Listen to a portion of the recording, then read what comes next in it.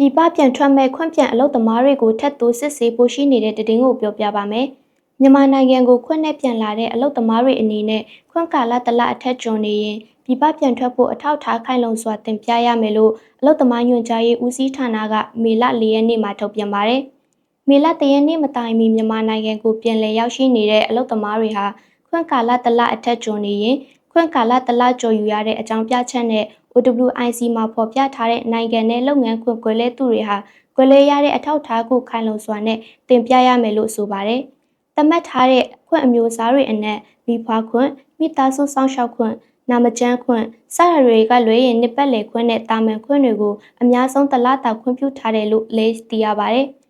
မြန်မာအလုပ်သမားတွေဟာ OWIC ပါအလုပ်ရှင်နဲ့လုပ်ငန်းခွင်တွေမှာအခက်အခဲကြုံတွေ့ရရင်သက်ဆိုင်ရာနိုင်ငံရဲ့ဥပဒေနဲ့အညီကာကွယ်စောင့်ရှောက်မှုပေးနိုင်ဖို့ဆောင်ရွက်ရတာဖြစ်တယ်လို့လည်းအလုပ်သမားညွှန်ကြားရေးဦးစီးဌာနကထုတ်ပြန်ပါတယ်။ PG စာအုပ်ကိုင်ဆောင်ထားတဲ့မြန်မာနိုင်ငံသားတွေကိုသက်ဆိုင်ရာနိုင်ငံကလုပ်ငန်းခွင်တွေကိုအချိန်မီပြန်လည်ဝင်ရောက်နိုင်ရေးအတွက်အထောက်အထားတွေကိုရုံးပိတ်ရက်အပါအဝင်ရက်သက်တစ်ပတ်အတွင်းပြည်ပထွက်ခွာခွင့် OWIC အတစ်လဲလှယ်နိုင်ရေးအတွက်အမြင့်ဆုံးစီစစ်ခွင့်ပြုပေးသွားမယ်လို့လည်းအသိပေးထားပါတယ်။မေလ3ရက်နေ့ကစပြီးမြန်မာနိုင်ငံကိုခွင့်နဲ့ပြန်လည်ဝင်ရောက်မဲ့အလုပ်သမားတွေအနေနဲ့အလုပ်ရှင်ထံကခွင့်စာ Letter of Permission for Leave သက်ဆိုင်ရာမြန်မာတန်ယုံအဖွဲ့ယုံကောင်စစ်ဝန်ကြီးချုပ်ရုံးကထောက်ခံစာတွေရယူပြီးမှသာပြန်လာကြဖို့နဲ့ပြန်လည်ထွက်ခွာခွင့်ကိုလည်းအဲ့ဒီထောက်ထားတွေနဲ့တင်ပြလျှောက်ထားရမယ်လို့လည်းထုတ်ပြန်ထားပါတယ်။လူမှုကွန်ရက်မှာပြန့်နှံ့နေတဲ့သတင်းတွေအရပြည်ပနိုင်ငံတွေကခွင့်နဲ့မြန်မာကိုပြန်လာတဲ့အလုပ်သမားတွေဟာပြန်လည်ထွက်ခွာဖို့အတွက်အခက်အခဲတွေနဲ့ကြုံတွေ့နေကြရပါတယ်။ရန်ကုန်လေဆိပ်မှာကျပ်သိန်း40ခန်းရှိတဲ့ VIP အမြန်လမ်းကြောင်းကြေးပေးမှသာ